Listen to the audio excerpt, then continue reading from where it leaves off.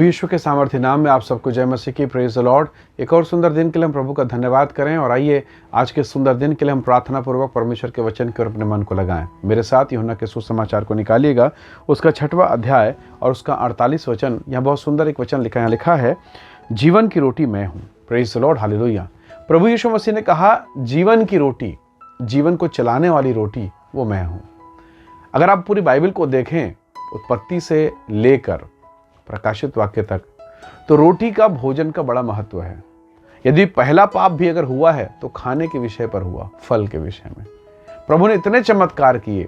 जंगल में मन्ना गिराने के विषय में मन्ना का चमत्कार हुआ।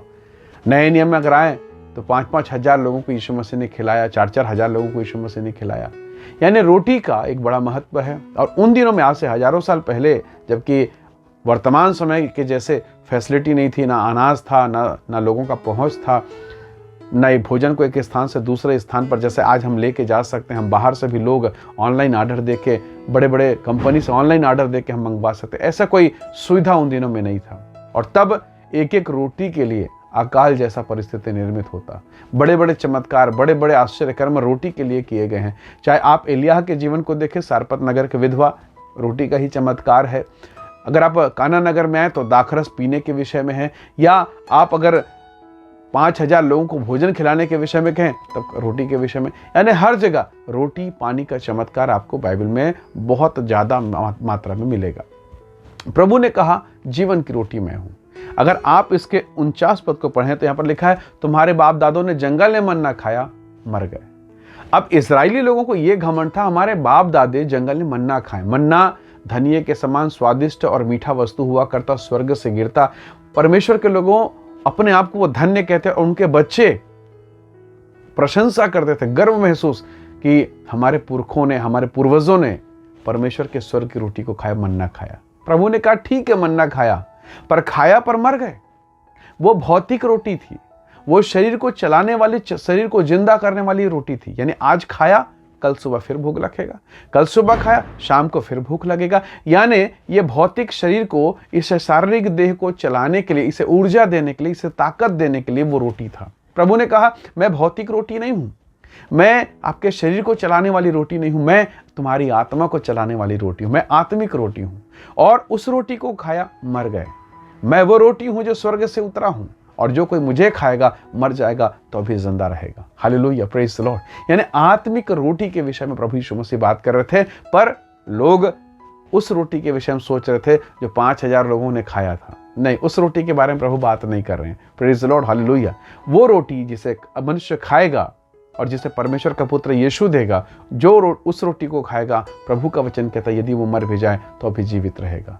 परमेश्वर के लोगों, संसार के सारे मनुष्य सुबह उठकर शाम तक, शाम से लेकर पूरी रात भर डे नाइट ड्यूटी करके केवल रोटी के लिए, कोई कितना बड़ा मनुष्य क्यों ना हो जाए, कितना धनवान क्यों ना हो जाए, आखिर में वही रोटी वो खाता है, या उसी मात्रा में रोटी खाता है जितना एक गरीब व्यक्ति रोटी खाता है। और अंत में धनवान भी मरता है, अमीर भी मरता है, समृद्ध है, प्रतिभाशाली व्यक्ति भी मरता है, और एक गरीब व्यक्ति भी मर जाता है। परंतु प्रभु यीशु मसीह बात करते हैं जीवन के विषय में। हम रोटी क्यों खाते हैं? जिंदा रहने के लिए, अपने आप को बचाए रखने के लिए। परंतु प्रभु यीशु मसीह ने कहा मैं वो रोटी हूं, मैं वो आत्मिक रोटी हूं, और मेरा कोई विकल्प नहीं। आप गेहूं के बदले चावल ले सकते हैं, चावल और गेहूं के बदले में आप कुछ और चीजें लेके जी सकते हैं, पर प्रभु यीशु मसीह ने कहा मेरे अलावा और कोई अल्टरनेट मार्ग नहीं है। मैं ही मार्ग हूं, मैं ही सत्य हूं, मैं ही जीवन हूं। बगैर मेरे द्वारा कोई पिता के पास उस स्वर्गीय स्थान पर पहुंच नहीं सकता। कोई अल्टरनेट नहीं, कोई और दूसरा तरीका नहीं। परमेश्वर का वचन कहता है रोटी वो है, और वो आत्मिक रोटी है, और जो कोई इसे खाएगा मर भी जाए तो भी जिएगा। परमेश्वर के लोगों, प्रभु यीशु मसीह के नाम में वो सामर्थ है। प्रभु वो रोटी हमें देना चाहते हैं। Hallelujah, praise the Lord. परमेश्वर के लोगों, शत्रुओं के सामने मेज बिछाने वाला परमेश्वर यहोवा है। कई बार जब हम संसार की चीज़ों में बहुत समृद्ध हो जाते हैं, बहुत आशीषों को पाते हैं, पर एक और उसी समृद्धि के जीवन में अकेलापन, एकाकीपन, अंतःकरण में निराशा, संसार के पाप से उलझन, पाप का डर, मरने के, मृत्यु का डर, ये सारी चीज़ें एक समृद्ध व्यक्ति के जीवन में भी पाई जाती है। पर जब यीशु का आगमन उसके जीवन पर होता है, उसका जीवन बदल जाता है। एक पुनरुत्थान की सामर्थ्य उसके भीतर में होती है। प्रभु ने कहा जिस मन्ना को तुम्हारे माता पिता खाए, तुम्हारे पूर्वज खाए, रिजल्ट देखो, वो सब के सब मर गए। पर मैं वो रोटी हूँ, जीवन की रोटी, और जो मुझे खाएगा मर भी जाएगा तो भी जिएगा।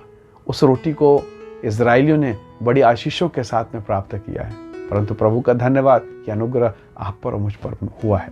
हम मन्ना नहीं खा रहे हैं, पर हम परमेश्वर के मेज में उसके बेटे की संगति में हैं। हालेलुया। वो अनुग्रह पा रहे हैं, और उस अनुग्रह के लिए हमने कोई कीमत अदा नहीं करी है।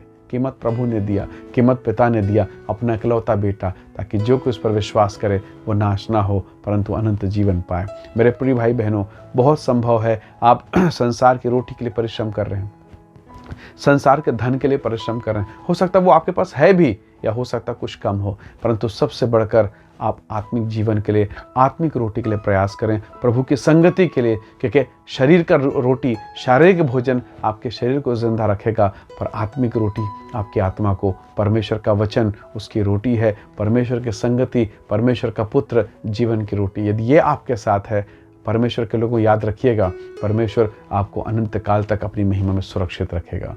प्रार्थना करें, संगति करें, अपनी कलीसिया में बने रहें, ताकि ये जीवन की रोटी आपके जीवन में बनी रहे। प्रतिदिन सुबह और शाम परमेश्वर के वचन को सुने, पढ़ें, मनन करें, चिंतन करें, क्योंकि ये जीवन की वो रोटी है जो आपके आत्मिक जीवन को जीवन प्रदान करेगी, अन्यथा आपका जीवन सूख जाएगा। आइए दुआ करें, प्रार्थना करें। सर्वशक्तिमान प्रभु, ये जीवन की रोटी हमें प्रतिदिन दे प्रभु जी। ये जीवन की रोटी हमारे जीवन के लिए आशीष का कारण होने पाए। पिता, हम अपने जीवन को, अपने देह, अपने शरीर, अपनी आत्मा को तेरे हाथों में सौंपते हैं और विनती करते हैं प्रभु, ये जीवन की सामर्थ हमें से प्रत्येक के जीवन पर कार्य करे। प्रभु, आपके महान अनुग्रह के लिए धन्यवाद करते हैं। प्रभु यीशु के सामर्थी नाम से मांगते हैं, आमीन, आमीन। प्रभु आपको आशीष दे। परमेश्वर का अनुग्रह, प्रभु की महिमा सदैव आपके साथ रहे।